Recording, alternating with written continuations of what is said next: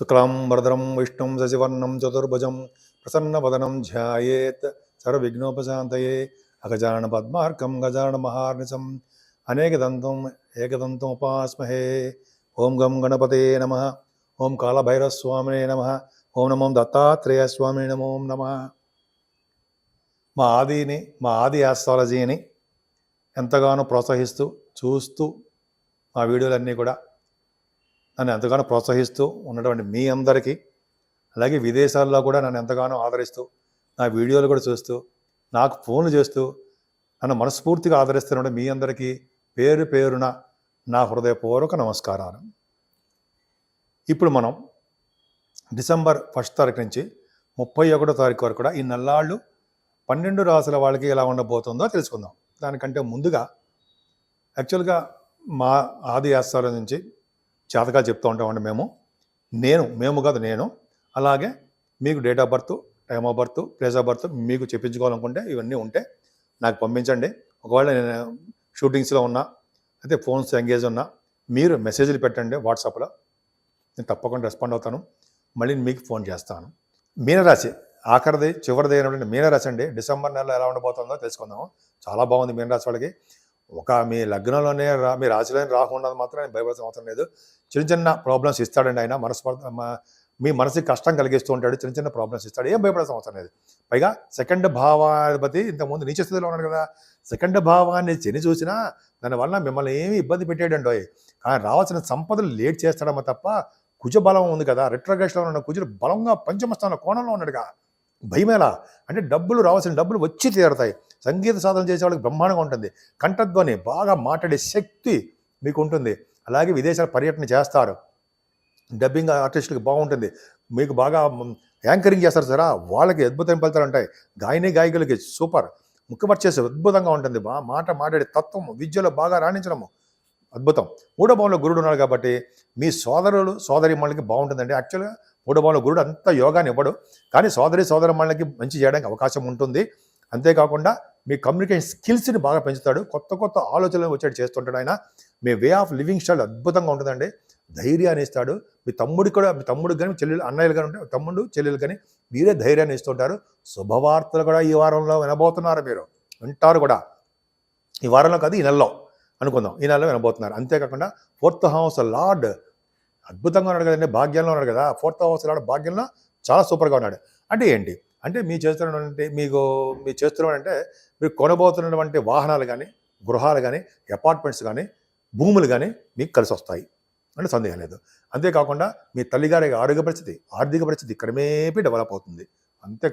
అంతేకాకుండా మీ 4th భావం బాగుందంటే సంగీత సాధన చేసే వాళ్ళకి, ఈ సంగీతంలో ఉన్న పర్ఫెక్ట్గా ఉంటారు కదా సార్, చాలా బాగుంది. మంచి అద్భుతమైన ఎక్స్పీరియన్స్డ్ ఉంటారు కదా, వాళ్ళందరికీ చాలా బాగుంటుందండి.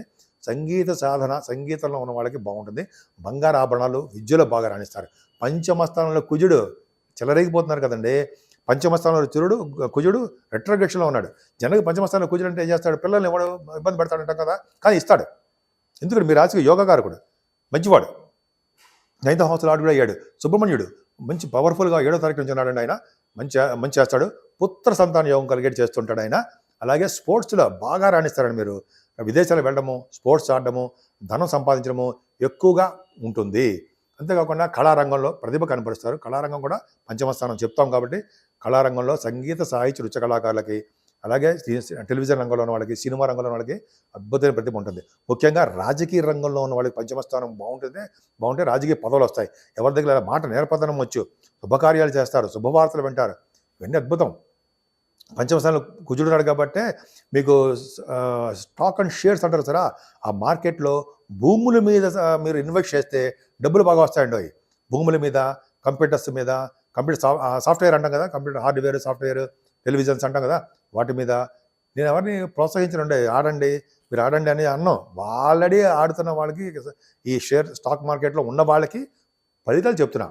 బాగా కలిసి వస్తుంది, తర్వాత తెలిసి వస్తుంది అని. అంటే లాభాలు వచ్చాయని, అంటే నష్టాలు వచ్చాయని కాదండి. సరే, ఇది బాగుంది. 7వ స్థానంలో కేతు ఉన్నాడు. ఉంటే భార్యాభర్తల విషయంలో చాలా ప్రాబ్లమ్స్ ఇస్తాడు.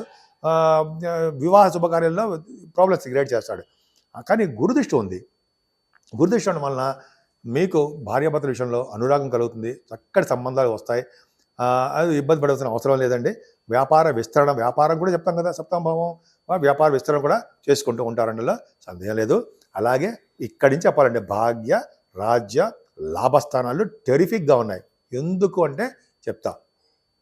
భాగ్యస్థానంలో రవి బుధులు ఉన్నారు. భాగ్యం అంటే లక్ష్మీ స్థానంలో రవి బుధులు ఉన్నారంటే గొప్ప అదృష్టం. రవి అంటే అద్భుతంగా విష్ణువు సమానుడు కదా రవి బుధులు. అలాగే గురుదృష్టి ఉంది. భాగ్యస్థానం గురుదృష్టి అంటే అమితమైన సంపద కలుగుతుందండి. అదృష్టం ఎప్పుడు మీ తోడు ఉంటుంది.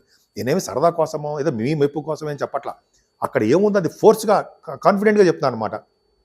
అందరికీ కాదు, మీ జాతకాల రీచి ఆధారపడి ఉంటుంది. భాగ్యస్థానంలో రవి బుధులు ఉన్నారంటే ముఖ్యంగా డాక్టర్స్కి చాలా బాగుంటుంది, సందేహం లేదు. వృశ్చిక రాశి రవి బుధులు ఉన్నారంటే డాక్టర్స్కే. వాళ్ళకి కనుక గురుదృష్టి ఉంది, వాళ్ళకి అంటే రవి బుధులకు గురుదృష్టి ఉందంటే ఆడిటర్స్కి సైంటిస్టులకు కూడా వాళ్ళు చాలా అద్భుతమైన ప్రతిభ కనపరుస్తారండి వాళ్ళు. పైగా CMA CA అంటాం కదా, వాళ్ళ ఆడిటర్స్, వాళ్ళకి గవర్నమెంట్ ఆడిటర్స్, స్టాట్యుటరీ ఆడిటర్స్ ఉంటాం కదా. భాగ్యస్థానం బాగుందంటే పర్ఫెక్ట్. పైగా లాయర్స్, వాళ్ళకి చాలా బాగుంటుంది. ఎందుకంటే బాగా వాగ్ధాటి ఉండాలి కదండి. గురుడు బాగా మాట్లాడే శక్తి ఇస్తాడు కదా. భాగ్యస్థానం సంపదలు పెంచుతాడు, అదృష్టాన్ని పెంచుతాడు. తర్వాత వేద పండితులు కూడా మహా అదృష్టం. ఎందుకంటే బాగా వాళ్ళ వేదాలు పఠిస్తుంటారు, అదృష్టం తోడవుతుంటుంది, వాళ్ళకి ఆదాయం బాగుంటుంది, ధనం కలుగుతూ ఉంటుంది చెప్పచ్చు. విద్య రీత్యా విదేశాలు వెళ్తారు, అందులో డౌటే లేదు. విద్య రీత్యా విదేశాలు వెళ్ళడానికే అవకాశాలు ఉన్నాయి. మీ షూటింగ్ రీత్యా, మీ వ్యాపారాల రీత్యా, మీ పర్సనల్ విషయాల రీత్యా చాలా బాగుంటుంది. ముఖ్యంగా బిజినెస్లు అంటే వస్త్ర వ్యాపారులు, స్టేషనరీ వ్యాపారస్తులు, ఫుడ్ బిజినెస్ వాళ్ళు, అలాగే గోల్డ్ బిజినెస్లు, అలాగే గురుడు కారకత్వం కాబట్టి ఫైనాన్స్ సంబంధించిన వ్యాపారాలు, అలాగే విద్యా సంస్థల వ్యాపారాలు, ఇవన్నీ అభివృద్ధికరంగా అద్భుతంగా ఉంటాయండి. ఇలా చెప్పుకుంటూ వెళ్ళిపోతే అద్భుతంగా ఉంటుంది. రవి బుధులు భాగ్యంలో ఉన్నారంటే గంగా స్నానం చేయిస్తారు, కాశీ క్షేత్ర దర్శనము కలగబోతోంది. అక్కడికి ఒక ఎత్తు అయితే, ఇదే రవి 16వ తారీఖు నుంచి దశమంలోకి వస్తున్నాడు కదండి. మాటల దశమంలో రవి దిగ్బలత్వంలో ఉంటాడు, అంటే మరీ పవర్ఫుల్గా ఉంటాడు. అంటే రాజకీయ నాయకులకు మాత్రం బ్రహ్మాండంగా ఉంటుంది. అంటే మీ మీనరాశి వాళ్ళకి మీ జాతకాల రీత్యా చూసుకోండి. రాజకీయ రంగంలో పొలిటికల్ రంగంలో ఉన్న వాళ్ళకి పదవులు రావడము, వాళ్ళ మాట నేర్పతనం బాగుండడము, జనాకర్షణ కలగడము, వాళ్ళ వాగ్ధాటి బాగుండడము, ఇవన్నీ జరగబోతాయి. దశమంలో రవి పర్ఫెక్ట్గా బాగున్నాడు. గవర్నమెంట్ ఉద్యోగాలు ఇవ్వడం కూడా కారకుడు అవుతాడు ఉంటాయి రవి. గవర్నమెంట్ ఉద్యోగాలు అంటే కష్టపడి చదవాలి. అంటే సివిల్ సర్వీసెస్ కానీ, గ్రూప్స్ కానీ, మీరు ఏదో ఒకటి రాస్తుంటారు, ఎగ్జామ్స్ రాస్తుంటారు కదా. ఆ ఎగ్జామ్స్లో మీరు భద్రత ఉంటుంది, ఉద్యోగాల్లో డెవలప్మెంట్స్ ఉంటాయి. పైగా ఉద్యోగ భద్రత ఎక్కువ ఏర్పడుతుంది. 10th హౌస్ లార్డ్ కూడా బాగున్నాడు, ఉద్యోగ భద్రత ఉంటుంది. ఈ ఫైనాన్స్ రంగంలో బాగా అభివృద్ధి ఉంటుంది. ఈ సాఫ్ట్వేర్ రంగం ఉద్యోగస్తులు ఉంటాయి, రవి కారకత్వం అంటే సాఫ్ట్వేరు, అలాగే రియల్ ఎస్టేట్ రంగం వాళ్ళు, అలాగే కంప్యూటర్స్ హార్డ్వేరు అంటారు సరే, ఫ్లైట్స్ సంబంధించిన వాళ్ళు, ఇవన్నీ కూడా రవి కారకత్వంలో కాబట్టి, రవి హార్డ్ మెటీరియల్స్ సంబంధించిన వాళ్ళు కాబట్టి ఇవన్నీ కూడా అంటే ఇవి ఉద్యోగస్తులకి చాలా బాగుంటుంది. డెవలప్మెంట్స్ ఎక్కువ ఉంటాయి, ఉద్యోగ భద్రత తప్పదు. ఆడవాళ్ళకి చెప్తానండి, ఉద్యోగం బాగా డెవలప్మెంట్స్ ఎక్కువ ఉంటాయి. రవి చాలా పవర్ఫుల్గా ఉంటాడు, డామినేటింగ్గా ఉంటాడు, ఆయనే దర్శకుడు కూడా ఉంటాడు. అందుకనే రవి పవర్ ఎక్కువ ఉండాలి ఎప్పుడు కూడా. ఈ రవి పవర్ మీకు చాలా బాగుంది. సరే పక్క పెడదాం. లాభంలోకి శుక్రుడు వస్తున్నాడు కదా, మంచివాడా కాదు. 3వ ఇంటి వాడు, 8వ ఇంటి వాడు 11వ భావంలోకి వస్తాడు. రానివ్వండి, వస్తే మంచి చేయాలి కదా, చేస్తాడు. ఎందుకంటే శుక్రుడు హౌస్ కాబట్టి, శని హౌస్ కాబట్టి మకర రాశిలోకి వస్తాడు. ఏం చేస్తాడు? చక్కగా కళారంగంలో వృద్ధి కలిగిస్తూ ఉంటాడు. కళారంగం అంటే సినిమా, మంచి డ్రెస్సులు కొనుక్కోవడము, బంగారు ఆభరణాలు కొనుక్కోవడము, వాహనాలు, ఇవన్నీ కూడా శుక్రుడు వల్లనే కలుగుతుంది.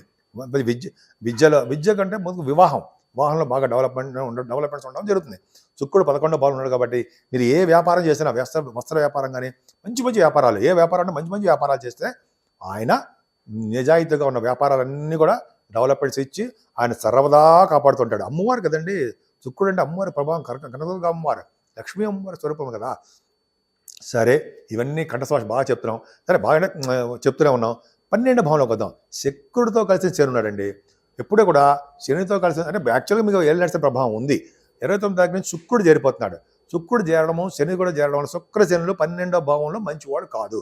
శుక్రుడితో కలిసిన శని సప్తమంలోనూ, అష్టమంలోనూ, 12వ భావంలోనూ అంతా రాజయోగాన్ని ఎవరు అష్టమాధిపతిగా శుక్రుడు 12వ భావంలో ఉన్నాడు కాబట్టి ఫారిన్ కంట్రీస్ ఇస్తాడు. కాబట్టి శని శుక్రుడి ప్రభావం ఏంటంటే మనసు నిలకడగా లేకపోవడము, చెడు ఆలోచనలు, చెడు పనులు, చెడు స్వభావము, అందరికీ కాదండి, వాళ్ళ వాళ్ళ జాతకాల రీత్యా కలగడానికి అవకాశం ఉంది. అందుకనే అమ్మవారిని పూజించిన, శని భగవాన్ని పూజించిన, విష్ణు ఆరాధన చేసిన, వెంకటేశ్వర ఆరాధన చేసిన ఇవన్నీ ప్రభావం తగ్గుతాయి.